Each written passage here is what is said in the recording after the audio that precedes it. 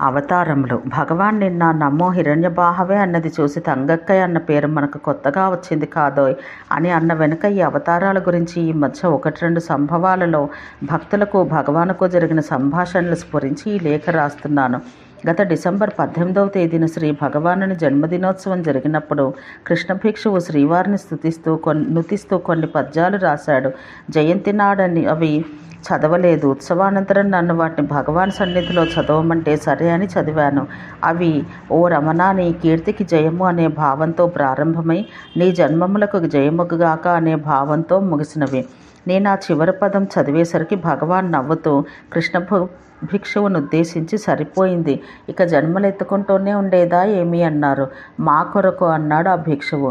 దేవరాజు మొదలయ్యారండి. అదేమండి అలా రాశారు? ఈ శరీరంతో ఇలాగే ఉండమని ప్రార్థించక జన్మలెత్తుతూ ఉండమంటారా? భగవానుకు మళ్ళీ జన్మమెక్కడండి అన్నారు.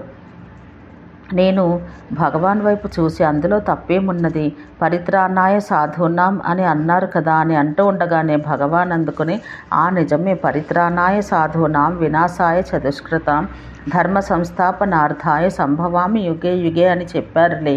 అయితే ఇలా జన్మలెత్తుకుంటూనే ఉండాలన్నమాట. బాగుంది అన్నారు. మరి తప్పుతుందా అన్నాను. భగవాను అంటూ తల ఊపి మౌనం వహించారు. సయ్యద్ అనే ఒక భక్తుడు చాలా కాలంగా సాధన చేసుకుంటూ ఇక్కడే ఉండి సాధనను గురించే భగవానుని అనేక సలహాలు అడిగి తెలుసుకున్నాడు. అయినప్పటికీ అనుభూతిని అందలేక విచారగ్రస్తుడై ఈ మధ్యనే ఒక రోజున శ్రీవారిని సమీపించి భగవాని తాము ఎన్ని విధాలు బోధించినా నాకు అనుభూతినందే శక్తి కలగలేదు. తామే ఆ అనుభూతిని కలిగించాలి కానీ నాకు ఏ విధంగా కలుగుతుంది భగవాన్ అన్నాడట. సాధన వల్ల నా సంపాదించుకోవాలి కానీ ఎవరేం చేస్తారు అన్నారు భగవాన్. అది కాదు భగవాన్, మార్జాల శిశున్యాయంగా తామే పట్టుకొని తరింపచేయాలి భగవాన్.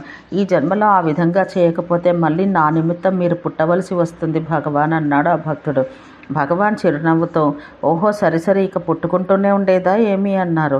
మరి ఎలా భగవాన్? ఎన్ని జన్మలకైనా భగవానే పుట్టి గురువుగా ఉండి నన్ను తరింపచేయాలి కానీ వేరొక గురువు వద్దు భగవాన్.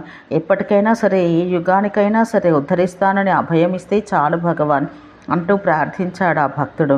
భగవాన్ గుండె జాలితో కరిగిపోయింది. అనుగ్రహ దృష్టితో ఆ భక్తుని చూస్తూ చిరునవ్వుతో చెక్కిట చెయ్యి పట్టుకుని బాలేసి నానుకుని పలక్కుండా పడుకున్నారు. మళ్ళీ ఏం భగవాన్ అన్నాడు ఆ భక్తుడు.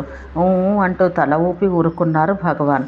ఆ భక్తుడు అదే అభయంగా తృప్తి చెందాడు.